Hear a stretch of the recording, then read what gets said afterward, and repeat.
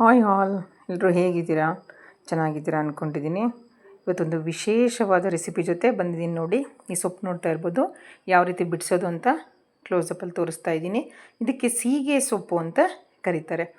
ಸಿಟಿಲಿರೋರಿಗೆ ಈ ಸೊಪ್ಪಿನ ಬಗ್ಗೆ ಎಷ್ಟು ನಾಲೆಡ್ಜ್ ಇದೆ ಅಂತ ಗೊತ್ತಿಲ್ಲ, ಬಟ್ ಹಳ್ಳಿಲಿ ಇರೋರಿಗಂತೂ ತುಂಬ ಚೆನ್ನಾಗಿ ಈ ಸೊಪ್ಪಿನ ಬಗ್ಗೆ ಗೊತ್ತಿರುತ್ತೆ. ಈ ಸೊಪ್ಪು ಈ ಸಮ್ಮರ್ ಸೀಸನಲ್ಲೇ ಸಿಗುವಂಥದ್ದು ನೋಡಿ. ಸ್ವಲ್ಪ ಹುಣಸೆದು ಎಲೆ ಇರುತ್ತಲ್ಲ, ಚಿಗುರು ಆ ರೀತಿ ಕಾಣುತ್ತೆ. ಬಟ್ ಇದಕ್ಕೆ ಸೀಗೆ ಸೊಪ್ಪು ಅಂತ ಕರೀತಾರೆ. ತುಂಬ ಹೆಲ್ತ್ ಬೆನಿಫಿಟ್ಸ್ ಇರುತ್ತೆ. ಈ ಸೊಪ್ಪಲ್ಲಿ ಫೈಬರ್ ಜಾಸ್ತಿ ಇರುತ್ತೆ. ಮೊದಲನೇ ಮಳೆ ಬೀಳುತ್ತಲ್ವ ಬೇಸಿಗೆಯಲ್ಲಿ, ಆ ಟೈಮಲ್ಲಿ ಇದು ಚಿಗುರುತ್ತೆ. ಅಂತಹ ಟೈಮಲ್ಲೇ ಇದು ಸಿಗುವಂಥದ್ದು. ಹಳ್ಳಿ ಸೈಡಲ್ಲಿ ಸಿಗುತ್ತೆ ಇದು.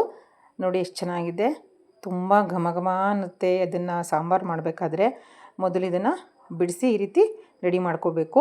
ಇದನ್ನು ಯಾವತ್ತು ನಾವು ಗಿಡದಿಂದ ಕಿತ್ಕೊಂಡು ಬರ್ತೀವಿ ಅವತ್ತೇ ಇದನ್ನು ಮಾಡಬೇಕು. ತುಂಬ ನಿಮ್ಗೆ ಆಗೋದೇ ಇಲ್ಲ ಅಂದರೆ ಒಂದು ದಿನ ಇದನ್ನು ನೀವು ಸ್ಟೋರ್ ಮಾಡ್ಬೋದು. ನೋಡಿ ಈ ರೀತಿ ಅದರದ್ದು ನಾವು ಎಲೆ ಎಲ್ಲ ಕಿತ್ಕೊಂಡ್ಮೇಲೆ ಈ ರೀತಿ ಕಡ್ಡಿ ಉಳಿಯುತ್ತೆ. ಇದು ನೆಕ್ಸ್ಟ್ ಡೇ ಮಾರ್ನಿಂಗ್ ಬೆಳಗ್ಗೆ 7:10 ಆಗಿದೆ. ಸ್ವಲ್ಪ ಲೇಟ್ ಆಗಿದೆ ಹೇಳೋದು. ನಾನು 9 ಗಂಟೆ ಒಳಗಡೆ ಎಲ್ಲ ಅಡುಗೆ ಮಾಡಿ ರೆಡಿಯಾಗಿ ಕಾಲೇಜ್ಗೆ ಹೋಗಬೇಕು. ಅದಕ್ಕೆ ಟೈಮ್ ತೋರಿಸ್ತಾ ಇದ್ದೀನಿ. ನೋಡಿ ಬೆಳಿಗ್ಗೆ ಆಗಿದೆ. ಸೊ ಇವಾಗ ಡೈರೆಕ್ಟಾಗಿ ಕಿಚನ್ಗೆ ಹೋಗೋಣ ಬನ್ನಿ. ಫ್ರೆಶ್ ಆಗಿದ್ದೀನಿ ಆಲ್ರೆಡಿ. ನೋಡಿ ಸ್ಟಾರ್ಟ್ ಮಾಡ್ತಾಯಿದ್ದೀನಿ. ಸಾಂಬಾರಿಗೆ ಮಾಡೋದಕ್ಕೆ ಏನೇನು ಬೇಕು ಅನ್ನೋದನ್ನು ನಾನು ತೆಗೆದಿಟ್ಕೊಂಡಿದ್ದೀನಿ. ಸೊಪ್ಪನ್ನ ನಾನು ಯಾವ ರೀತಿ ನೆನ್ನೆ ನೈಟು ಬಿಡಿಸಿದ್ದನ್ನು ಸ್ಟೋರ್ ಮಾಡಿದ್ದೀನಿ ನೋಡಿ, ತೋರಿಸ್ತಾ ಇದ್ದೀನಿ. ಒಂದು ಪ್ಲಾಸ್ಟಿಕ್ ಬಾಕ್ಸಿಗೆ ಒಂದು ಕಾಟನ್ ಬಟ್ಟೆ ಹಾಕಿಬಿಟ್ಟು ಸೊಪ್ಪನ್ನು ಸ್ಟೋರ್ ಮಾಡಿದ್ದೀನಿ. ನೋಡಿ ಎಷ್ಟು ಇನ್ನೂ ಫ್ರೆಶ್ ಆಗಿದೆ. ಯಾಕಂದರೆ ಇದು ಇನ್ನೂ 24 hours ಆಗಿಲ್ಲ ಕಿತ್ತುಬಿಟ್ಟು ಗಿಡದಲ್ಲಿ, ಹಾಗಾಗಿ ಸ್ವಲ್ಪ ಫ್ರೆಶ್ ಆಗಿ ಕಾಣಿಸ್ತಾ ಇದೆ. ಈ ಸೊಪ್ಪಿನ ಒಂದು ವಿಶೇಷತೆ ಏನು ಅಂದರೆ, ಇದನ್ನು ಕೆಳಗಡೆ ಎಲ್ಲ ಹಾಕ್ಕೊಂಡು ಗಲೀಜು ಥರ ಎಲ್ಲ ಮಾಡಿಕೊಂಡು ಸೊಪ್ಪನ್ನು ನಾವು ಬಿಡಿಸಬಾರ್ದು. ಯಾಕಂದರೆ ಇದನ್ನು ತುಂಬ ನೀರಲ್ಲಿ ಸ್ಕ್ವೀಸ್ ಮಾಡಿ ತೊಳೆಯೋಕ್ಕೆ ಬರಲ್ಲ. ಇದು ಒಂದು ಸ್ವಲ್ಪ ಈ ಮುಳ್ಳು ಥರ ಇರೋದ್ರಿಂದ ಬೇಗ ಡಸ್ಟನ್ನು ಮತ್ತು ಕೂದಲು ಗಲೀಜನ್ನು ಅಬ್ಸರ್ವ್ ಮಾಡಿಬಿಡುತ್ತೆ. ಅದನ್ನು ತೆಗೆಯೋದ ಮೇಲೆ ತುಂಬ ಕಷ್ಟ. ಇದನ್ನು ಯಾವ ರೀತಿ ವಾಶ್ ಮಾಡ್ತೀನಿ ಅಂತ ತೋರಿಸ್ತೀನಿ ನೋಡಿ. ತುಂಬ ಲೈಟಾಗಿ ನಾನು ನೀರಲ್ಲಿ ಜಸ್ಟ್ ಡಿಪ್ ಮಾಡಿ ತೆಗಿತಾ ಇದ್ದೀನಿ. ನೋಡಿ ಎಷ್ಟು ಫ್ರೆಶ್ ಆಗಿದೆ ಸೊಪ್ಪು, ಏನೂ ಗಲೀಜಿಲ್ಲ. ಬಿಕಾಸ್ ನಾನು ಗಿಡದಿಂದ ಕಿತ್ಕೊಂಡು ಬಂದಾಗಲಿಂದ ಹಿಡಿದು ಅದನ್ನು ಸ್ಟೋರ್ ಮಾಡಿ ಕ್ಲೀನ್ ಮಾಡೋವರೆಗೂ ತುಂಬ ಚೆನ್ನಾಗಿ ನಾನು ಮೇಂಟೈನ್ ಮಾಡಿದ್ದೀನಿ ಸೊಪ್ಪನ್ನು. ಯಾವುದೇ ರೀತಿ ಅಲ್ಲಿ ಇಲ್ಲಿ ಇಟ್ಟು ಗಲೀಜು ಮಾಡಿಲ್ಲ. ಇವಾಗ ನೋಡಿ ಸೊಪ್ಪನ್ನು ನಾನು ಬೇಯೋದಕ್ಕೆ ಇಡೋದಕ್ಕೆ ಕುಕ್ಕರ್ ಇಟ್ಟಿದ್ದೀನಿ. ಆಲ್ರೆಡಿ ಕುಕ್ಕರಲ್ಲಿ ಎಷ್ಟು ಬೇಕೋ ಅಷ್ಟು ಫಿಲ್ಟರ್ ವಾಟರ್ ಹಾಕಿಬಿಟ್ಟು ಅದಕ್ಕೂ ಸ್ವಲ್ಪ ಕುದೀಲಿ ಅಂತ ಇಟ್ಟಿದ್ದೀನಿ. ಕುದಿಯೋ ನೀರಿಗೆ ಈ ಸೊಪ್ಪನ್ನು ಹಾಕಬೇಕು. ಹಾಗಾಗಿ ಸೊಪ್ಪನ್ನು ಚೆನ್ನಾಗಿ ತೊಳ್ಕೊಂಡು ರೆಡಿ ಮಾಡ್ತಾಯಿದ್ದೀನಿ. ಆ ಕಡೆ ನೋಡಿ ಬೇಳೆ ತೊಗೋತಾ ಇದ್ದೀನಿ. ಸೊಪ್ಪು ಜೊತೆಗೆ ಸ್ವಲ್ಪ ಈ ತೊಗರಿ ಬೇಳೆ ಅಂತ ಬರುತ್ತಲ್ಲ, ತೂರ್ ದಾಲ್, ಅದನ್ನು 1 ಕಪ್ ಆಗೋಷ್ಟು ತೊಗೊಂಡು ಇಲ್ಲಿ ವಾಶ್ ಮಾಡ್ಕೋತಾ ಇದ್ದೀನಿ. ನೋಡ್ತಾ ಇರ್ಬೋದು, ನಮ್ಮ ಮನೆಯವರು ಸ್ವಲ್ಪ ಹೆಲ್ಪ್ ಮಾಡ್ತಿದ್ದಾರೆ. ಬಿಕಾಸ್ ಆಲ್ರೆಡಿ ಲೇಟ್ ಆಗಿಬಿಟ್ಟಿದೆ, ಹಾಗಾಗಿ ಅವ್ರು ಹೆಲ್ಪ್ ತೊಗೊಂಡಿದ್ದೀನಿ. ಅವರು ಸ್ವಲ್ಪ ಹುಣಸೆಹಣ್ಣನ್ನು ನೆನೆಹಾಕಿದ್ದೆ, ವಾಶ್ ಮಾಡಿಬಿಟ್ಟು ಸ್ಕ್ವೀಸ್ ಮಾಡಿ ಕೊಡ್ತಾಯಿದ್ದಾರೆ. ಎಲ್ಲಾರ್ದು ಹೆಲ್ಪ್ ಇದ್ರೇ ಬೆಳಗ್ಗೆ ನಾನು ಬೇಗ ಅಡುಗೆ ಮಾಡಿಬಿಟ್ಟು ಕಾಲೇಜ್ಗೆ ಹೋಗೋಕ್ಕೆ ಆಗೋದು. ಸೊ ಎಲ್ಲರದ್ದು ಹೆಲ್ಪನ್ನ ತೊಗೋತೀನಿ ಬೆಳಗ್ಗೆ ಹೊತ್ತು. ನೋಡ್ತಾ ಇರ್ಬೋದು, ಸೊಪ್ಪನ್ನು ನೀಟಾಗಿ ವಾಶ್ ಮಾಡಿ ಈ ಕಡೆ ಬೇಳೆಯನ್ನು ತೊಳೆದು ವಾಶ್ ಮಾಡಿ ಇಟ್ಕೋತಾ ಇದ್ದೀನಿ. ಸೈಮಲ್ಟೇನಿಯಸ್ಲಿ ನೋಡಿ ಬೇಳೆನ 2 ಸಲ ನಾನು ಟ್ಯಾಪ್ ವಾಟರಲ್ಲಿ ವಾಶ್ ಮಾಡಿಬಿಟ್ಟು ಕುದೀತಾ ಇರೋವಂತಹ ನೀರಿಗೆ ಬೇಳೆನ ಹಾಕ್ತೀನಿ. ಬೇಳೆ ಎಲ್ಲ ಹಾಕಿದ ಆದಮೇಲೆ ವಾಶ್ ಮಾಡಿಕೊಟ್ಟಿರೋಂಥ ಸೊಪ್ಪನ್ನು ನೀರನ್ನು ಸ್ಕ್ವೀಸ್ ಮಾಡಲ್ಲ. ಬಿಕಾಸ್ ನಾನು ಫ್ರೆಶ್ ವಾಟರಲ್ಲೇ ತೊಳೆದಿರೋದು. ತುಂಬ ಸ್ಕ್ವೀಸ್ ಮಾಡಿದ್ರೆ ಸೊಪ್ಪು ಥರ ಬತ್ತದಂಗೆ ಆಗುತ್ತೆ. ಹಾಗಾಗಿ ಸೊ ಲೈಟಾಗಿ ತೊಳೆದ್ಬಿಟ್ಟು ನಾನು ಅದನ್ನು ಇವಾಗ ಕುಕ್ಕರ್ಗೆ ಹಾಕಿ ಮುಚ್ಚುತ್ತೀನಿ. ನೋಡಿ ಎಷ್ಟು ನೀಟಾಗಿ ತೊಳಿತಾ ಇದ್ದೀನಿ. ಬ್ಯಾಚ್ ವೈಸ್ ತೊಳಿತಾ ಇದ್ದೀನಿ, ಹಾಗಾದರೆ ಮಾತ್ರ ಅದು ನೀಟಾಗಿ ಕ್ಲೀನ್ ಆಗೋದು. ಈ ರೀತಿ ಬ್ಯಾಚ್ ವೈಸ್ ತೊಳೆದ್ಬಿಟ್ಟು ನೀಟಾಗಿ ಕುಕ್ಕರ್ಗೆ ಹಾಕಿ ಲಿಡ್ಡನ್ನು ಕ್ಲೋಸ್ ಮಾಡ್ತೀನಿ. ನೋಡಿ ಬೇಳೆ ಹಾಕಿದ್ದೀನಿ ಆಲ್ರೆಡಿ. ಬೇಳೆ ಒಂದು ಕುದಿ ಬಂದ ತಕ್ಷಣ ಸೊಪ್ಪು ತೊಳ್ಕೊಂಡಿರೋಂಥ ಸೊಪ್ಪನ್ನು ಹಾಕಿ ಎಷ್ಟು ಬೇಕೋ ಅಷ್ಟು ರುಚಿಗೆ ತಕ್ಕಷ್ಟು ಉಪ್ಪು, ಆ ಸೊಪ್ಪು ಮತ್ತು ಬೇಳೆ ಹಿಡಿಬೇಕು ಅಷ್ಟು ನಾನು ಉಪ್ಪನ್ನು ಹಾಕ್ತಾಯಿದ್ದೀನಿ. ನಾನು ಯಾವಾಗಲೂ ಅಡುಗೆಗೆ ಕಲ್ಲುಪ್ಪನ್ನೇ ಬಳಸೋದು, ತುಂಬ ಒಳ್ಳೆಯದು. ರುಚಿ ತುಂಬ ಚೆನ್ನಾಗಿರುತ್ತೆ ಕಲ್ಲುಪ್ಪು ಅಂದರೆ ರಾಕ್ ಸಾಲ್ಟ್ ಅಂತ ಹೇಳ್ತಾರಲ್ಲ, ಅದನ್ನು ಹಾಕಿಬಿಟ್ಟು ಮೇಲೆ ಇನ್ನೊಂದು ಸ್ವಲ್ಪ ಫಿಲ್ಟರ್ ವಾಟರ್ ಹಾಕಿಬಿಟ್ಟು ನಾನು ಇವಾಗ ಕುಕ್ಕರ್ನ ಲಿಡ್ ಕ್ಲೋಸ್ ಮಾಡಿ 3 ವಿಷಲ್ ತೆಗಿತೀನಿ. ಯಾಕಂದರೆ ಸೊಪ್ಪು ಸ್ವಲ್ಪ ಹಾರ್ಡಾಗಿರುತ್ತೆ, ಅದು ಸ್ಮೂತ್ ಆಗಬೇಕು ಅದಕ್ಕೆ. ಸೊ ಸಾಂಬಾರಿಗೆ ಹುರ್ಕೋಬೇಕಲ್ವ, ಅದಕ್ಕೆ ಈರುಳ್ಳಿಯನ್ನು ಉದ್ದುದ್ದವಾಗಿ ಹೆಚ್ಚಿಟ್ಕೋತಾ ಇದ್ದೀನಿ. ಇದು ಕಾಳಿಗೆ ಒಗ್ಗರಣೆಗೆ ಈರುಳ್ಳಿನ ಹೆಚ್ಚಿಟ್ಕೋತಾ ಇದ್ದೀನಿ. ಆ ಕಡೆ ಕಾಯಿನ ಮನೆಯವರು ಹೆಚ್ಚಿಕೊಡ್ತಿದ್ದಾರೆ ನೋಡಿ.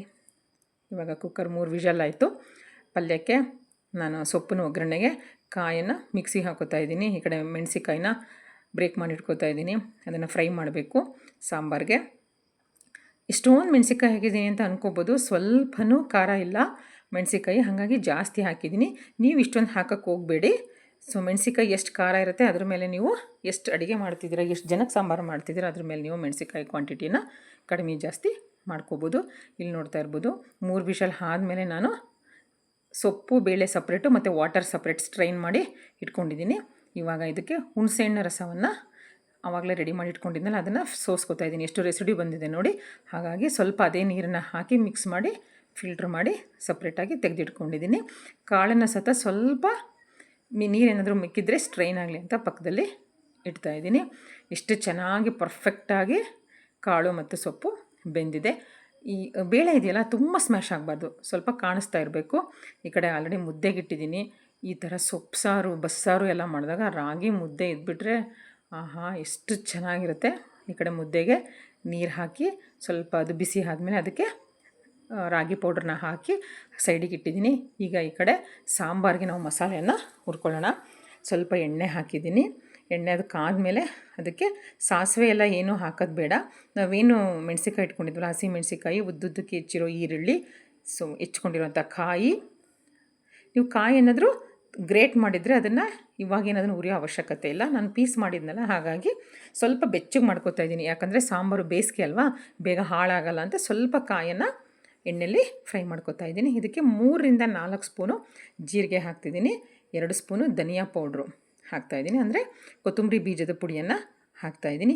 ಈ ಸಾಂಬಾರಿಗೆ ಟೇಸ್ಟ್ ಕೊಡೋದೇ ಜೀರಿಗೆ, ಬೆಳ್ಳುಳ್ಳಿ, ಕೊತ್ತಂಬರಿ ಬೀಜ ಮತ್ತು ಕೊತ್ತಂಬರಿ ಸೊಪ್ಪು. ತುಂಬ ಟೇಸ್ಟ್ ಕೊಡುತ್ತೆ ಈ ಸಾಂಬಾರಿಗೆ. ಜೀರಿಗೆ ಕ್ವಾಂಟಿಟಿ ಸ್ವಲ್ಪ ಜಾಸ್ತಿನೇ ಇರಬೇಕು. ಇವಾಗ ಹೆಚ್ಚಿಟ್ಕೊಂಡಿರೋ ಕೊತ್ತಂಬರಿ ಸೊಪ್ಪನ್ನು ಚೆನ್ನಾಗಿ ಈರುಳ್ಳಿ ಜೊತೆ ಫ್ರೈ ಮಾಡ್ಕೊತಾ ಇದ್ದೀನಿ.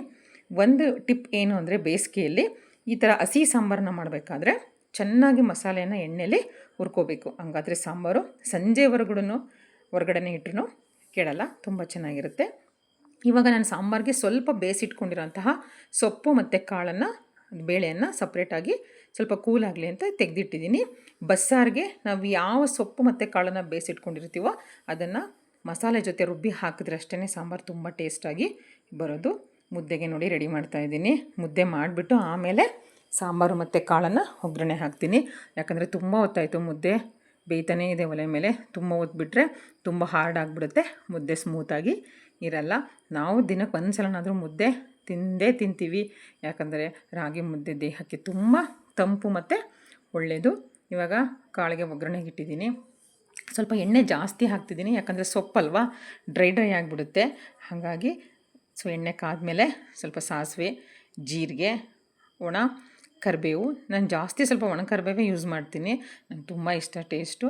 ಸೊ ಹೆಚ್ಚಿರೋಂತಹ ಚಿಕ್ಕದಾಗಿ ಪೀಸಾಗಿ ಹೆಚ್ಚಿರೋಂಥ ಈರುಳ್ಳಿ, ಒಣ ಮೆಣಸಿನ್ಕಾಯಿ. ಇದಕ್ಕೆ ಒಗ್ಗರಣೆಗೆ ಹಸಿ ಮೆಣಸಿ ಹಾಕಲ್ಲ, ಒಣ ಮೆಣಸಿನ್ಕಾಯಿನ ಬ್ರೇಕ್ ಮಾಡಿಬಿಟ್ಟು ಹಾಕಿ ಅದು ಸ್ವಲ್ಪ ಶುಂಠಿ ಬೆಳ್ಳುಳ್ಳಿ ಪೇಸ್ಟನ್ನು ಹಾಕಿ ಸ್ಟಿರ್ ಮಾಡ್ತಾಯಿದ್ದೀನಿ. ಸ್ವಲ್ಪ ಗ್ಯಾಸನ್ನು ಲೋ ಫ್ಲೇಮಲ್ಲಿ ಇಟ್ಕೊಂಡು ಸ್ಟಿರ್ ಮಾಡಬೇಕು. ಅದಾದ ನಂತರ ನಾನೇನು ಕಾಯಿನ ರುಬ್ಬಿದ್ನಲ್ವ, ಸೊ ನೀರು ಹಾಕ್ದಂಗೆ ಪುಡಿಯಾಗಿ ಮಿಕ್ಸಿಲಿ ಗ್ರೈಂಡ್ ಮಾಡ್ಕೊಂಡಿದ್ದೆ. ಕಾಯಿನೂ ಸತ ಒಗ್ಗರಣೆಲ್ಲೇ ಹಾಕಿ ಒಂದು 30 ಸೆಕೆಂಡ್ಸು ಫ್ರೈ ಮಾಡ್ಕೊತೀನಿ. ಯಾಕಂದರೆ ಸಂಜೆವರೆಗೂ ಕಾಳು ಹೊರಗಡೆ ಇಟ್ಟರೆ ಹಾಳಾಗಲ್ಲ. ಕಾಯಿ ಹಾಕ್ಬಿಟ್ರೆ ನಾವೇನು ಸೊಪ್ಪು ಒಗ್ಗರಣೆ ಹಾಕಿರ್ತೀವಿ ಅದು ಹಾಳಾಗ್ಬಿಡುತ್ತೆ. ಹಾಗಾಗಿ ಒಂದು 30 ಸೆಕೆಂಡ್ಸ್ ಆದಮೇಲೆ ನಾನು ಏನು ಬಸ್ತಿಟ್ಕೊಂಡಿದ್ದೆಲ್ಲ ಸ್ಟ್ರೈನ್ ಮಾಡಿಕೊಂಡು ಸೊಪ್ಪು ಮತ್ತು ಬೇಳೆಯನ್ನು ನಾನು ಹಾಕಿ ಇವಾಗ ನಿಧಾನಕ್ಕೆ ಲೋ ಫ್ಲೇಮಲ್ಲಿ ಇಟ್ಬಿಟ್ಟು ಅದನ್ನು ಮಿಕ್ಸ್ ಮಾಡ್ಕೊತೀನಿ. ಸ್ವಲ್ಪ ಅದು ಹೀಟ್ ಆಗಲಿ, ಅದು ಸೊಪ್ಪು ಸ್ವಲ್ಪ ಬಿಸಿ ಆಗಲಿ ಅಂತ ಅಂದ್ಬಿಟ್ಟು ಅಷ್ಟರೊಳಗಡೆ ಸ್ವಲ್ಪ ಮಿಕ್ಕಿದ್ದಂಥ ಪಾತ್ರೆಯನ್ನು ತೊಳ್ಕೊತಾ ಇದ್ದೀನಿ. ಯಾಕಂದರೆ ನಾನು ಕಾಲೇಜ್ಗೆ ಹೋಗೋದ್ರಿಂದ ಎಲ್ಲ ಕೆಲಸನೂ ಒಟ್ಟಿಗೆ ಮಾಡ್ಕೋತೀನಿ, ರೆಡಿ ಆಗ್ತೀನಿ, ಅಡುಗೆ ಮಾಡ್ತಿರ್ತೀನಿ, ಈ ಕಡೆ ಪಾತ್ರೆ ತೊಳಿತಿರ್ತೀನಿ. ಸೊ ಸೈಮಲ್ಟೇನಿಯಸ್ಲಾಗಿ ಒಂದೊಂದೇ ಕೆಲಸಗಳನ್ನು ಮೇಲೆ ಮಾಡ್ಕೋತಾನೆ ಇರ್ತೀನಿ. ಹಾಗಾದರೆ ಅಲ್ವಾ ನಾವು ವರ್ಕ್ ಲೈಫು ಮತ್ತು ಪರ್ಸ್ನಲ್ ಲೈಫನ್ನು ಬ್ಯಾಲೆನ್ಸ್ ಮಾಡೋಕ್ಕಾಗೋದು. ಅಲ್ಲಿ ಕಾಳು ಒಗ್ಗರಣೆ ಆಗಿದೆ, ಅದು ಸಿಮ್ಮಲ್ಲಿ ಸ್ವಲ್ಪ ಬೇಯ್ತಾ ಇದೆ. ಸ್ವಲ್ಪ ಬಿಸಿ ಹಾಕಬೇಕು. ಒಗ್ಗರಣೆ ಮತ್ತು ಕಾಳು ಉಪ್ಪು ಖಾರನ ಹಿಡಿಬೇಕು. ಇಲ್ಲಿ ಮುದ್ದೆನ ರೆಡಿ ಮಾಡ್ಕೋತಾ ಇದ್ದೀನಿ ನೋಡಿ. ಸೊ ಮೀಡಿಯಮ್ ಸೈಜಲ್ಲಿ ನಾನು 4ರಿಂದ 5 ಮುದ್ದೆನ ಮಾಡ್ತೀನಿ. ನಮ್ಮ ಮನೇಲಿ 4 ಜನ ಇದ್ದೀವಿ, ಒಬ್ಬೊಬ್ಬರಿಗೆ ಒಂದೊಂದು ಮುದ್ದೆ ಅಂತ. ಸೊ ನನಗೆ ಅಳತೆ ಗೊತ್ತಿದೆ, ಅಷ್ಟು ಮುದ್ದೆ ಮಾಡಿ ಹಾಟ್ ಬಾಕ್ಸಿಗೆ ಹಾಕಿಡ್ತೀನಿ. ಇವಾಗ ಟೈಮ್ ಒಂದು 8:30 ಆಗಿತ್ತು. ಸೊ ಹಾಗಾಗಿ ಬಿಸಿ ಬಿಸಿ ಮುದ್ದೆ ಇಷ್ಟೊತ್ತಿಗೆ ಯಾರೂ ಊಟ ಮಾಡಲ್ಲ, ಹಾಗಾಗಿ ಹಾಟ್ ಬಾಕ್ಸ್ಗೆ ಹಾಕಿಟ್ಬಿಡ್ತೀನಿ. ಅಲ್ಲಿ ನೋಡಿ ಕಾಳು ತಣ್ಣಗಾಗ್ತಾಯಿದೆ, ಬಸ್ತಿರೋ ನೀರು ರೆಡಿ ಇದೆ, ಈ ಕಡೆ ಮುದ್ದೆ ರೆಡಿ ಆಗ್ತಿದೆ ನೋಡಿ. 4ರಿಂದ 5 ಮುದ್ದೆ ರೆಡಿಯಾಗಿದೆ. ಸೊ ಇವಾಗ ನೆಕ್ಸ್ಟು ಸಾಂಬಾರಿಗೆ ಪ್ರಿಪ್ರೇಷನ್ ಮಾಡ್ಕೊಳ್ಳೋಣ ಬನ್ನಿ. ಸಾಂಬಾರಿಗೆ ನಾವೇನು ಮಸಾಲೆ ಹುರಿದಿಟ್ಟಿದ್ವಲ್ಲ ಅದು ಸ್ವಲ್ಪ ಫುಲ್ ಕೂಲಾಗಿದೆ. ಬಿಸಿ ಬಿಸಿದೇ ಹಾಕಬಾರ್ದು. ನಾನು ಸಾಂಬಾರಿಗೆ ಉರಿಬೇಕಾದ್ರೆ ಸ್ವಲ್ಪ ಜಾಸ್ತಿ ಮೆಣಸಿಕಾಯಿನ ಫ್ರೈ ಮಾಡಿದ್ದೆ. ಆ ಮೆಣಸಿಕಾಯಿನ ತೆಗೆದ್ಬಿಟ್ಟು ನಾವೇನು ನೀರನ್ನು ಬಸ್ತಿರ್ತೀವಲ್ಲ ಅದರೊಳಗಡೆ ಹಾಕ್ತಾಯಿದ್ದೀನಿ. ಯಾಕಂದರೆ ಮಕ್ಕಳು ಊಟ ಮಾಡೋದ್ರಿಂದ ಸ್ವಲ್ಪ ಸಾಂಬಾರು ನಾನು ಸ್ಪೈಸಿ ಕಡಿಮೆ ಮಾಡ್ತೀನಿ. ಏನಾದರೂ ನಮಗೆ ಸ್ವಲ್ಪ ಸ್ಪೈಸಿ ಜಾಸ್ತಿ ಬೇಕು ಅಂದರೆ ಆ ಮೆಣಸಿಕಾಯಿನ ಸಾಂಬಾರಿಗೆ ನೆಂಚ್ಕೊಂಡು ತಿಂತೀವಿ. ತುಂಬ ಚೆನ್ನಾಗಿರುತ್ತೆ. ನೋಡಿ ಬಸ್ಸಾರು ಸ್ವಲ್ಪ ಸ್ಪೈಸಿಯಾಗಿ ಹುಳಿಯಾಗಿ ಇದ್ದರೆ ತುಂಬ ಚೆನ್ನಾಗಿರುತ್ತೆ. ನೋಡಿ ನಾನು ಏನೋ ಸ್ವಲ್ಪ ಕಾಳು ಸೊಪ್ಪು ತೆಗೆದಿಟ್ಟಿದ್ನಲ್ಲ ಅದನ್ನು ಇವಾಗ ಸಾಂಬಾರಿಗೆ ಮಸಾಲೆ ಜೊತೆ ರುಬ್ಬಕ್ಕೆ ಹಾಕೋತಾ ಇದ್ದೀನಿ. ನೀವು ನೋಡ್ತಿರ್ಬೋದು ಮಸಾಲೆನ ನಾನು ಎಷ್ಟು ಗಟ್ಟಿಯಾಗಿ ಎಷ್ಟು ಸ್ಮೂತಾಗಿ ರುಬ್ತಾ ಇದ್ದೀನಿ ಅಂತ. ನೋಡಿ ಎಲ್ಲರೂ ಹುರಿದಿರೋಂಥ ಮಸಾಲೆ ಮತ್ತು ನಾನು ಬಸ್ತಿಟ್ಕೊಂಡಿದ್ದಂಥ ಕಾಳು ಸೊಪ್ಪನ್ನ ಹಾಕಿ ಈ ರೀತಿ ಮಸಾಲೆನ ಗಟ್ಟಿಯಾಗಿ ರುಬ್ಕೋತೀನಿ. ನೀರು ನೋಡಿ ಹಾಕ್ಕೋಬೇಕು, ಜಾಸ್ತಿ ಹಾಕಬಾರ್ದು. ರುಬ್ಬಿರೋಂಥ ಮಸಾಲೆಯನ್ನು ನಾವೇನು ಬಸ್ತಿಟ್ಕೊಂಡಿರ್ತೀವಲ್ಲ ಸೊಪ್ಪು ಮತ್ತು ಬೇಳೆ ಆ ನೀರಿಗೆ ಆ ಮಸಾಲೆಯನ್ನು ಮಿಕ್ಸ್ ಮಾಡಿ ಈ ರೀತಿ ಮಿಕ್ಸ್ ಮಾಡಿ ಉಪ್ಪನ್ನ ರುಚಿ ನೋಡಿಕೊಂಡ್ರೆ ತುಂಬ ಚೆನ್ನಾಗಿರುತ್ತೆ. ನೋಡಿ ಸಾಂಬಾರು ರೆಡಿ ಇದೆ. ನಾನಂತೂ ಒಂದು ಮುದ್ದೆ ಊಟ ಮಾಡಿ ಕಾಲೇಜಿಗೆ ಹೋಗ್ತೀನಿ. ನನಗಂತೂ ತುಂಬ ಟೆಂಪ್ಟೇಷನ್ ಆಗ್ತಾಯಿದೆ. ಎಷ್ಟೊತ್ತಿಗೆ ಟೇಸ್ಟ್ ಮಾಡ್ತೀನೋ ಅನ್ನಿಸ್ತಾ ಇದೆ. ಒಂದು 2 to 3 ಡ್ರಾಪ್ಸ್ ಲೆಮನ್ನ ಸ್ಕ್ವೀಸ್ ಮಾಡಿಕೊಂಡು ನೋಡಿ ಬ್ಯಾಟಿಂಗ್ ಸ್ಟಾರ್ಟ್ ಮಾಡಿದ್ದೀನಿ. ಎಷ್ಟು ಚೆನ್ನಾಗಿದೆ. ಟೈಮ್ ನೋಡ್ತಿರ್ಬೋದು 7:10ಗೆ ಎದ್ದಿದ್ದು. ಹೀಗೆ ಊಟ ಮಾಡ್ತಾಯಿದ್ದೀನಿ. Thanks for watching friends. ನಿಮ್ಗೆ ಇಷ್ಟ ಆಗಿದ್ರೆ ಒಂದು ಲೈಕ್ ಸಬ್ಸ್ಕ್ರೈಬ್ ಕೊಡಿ.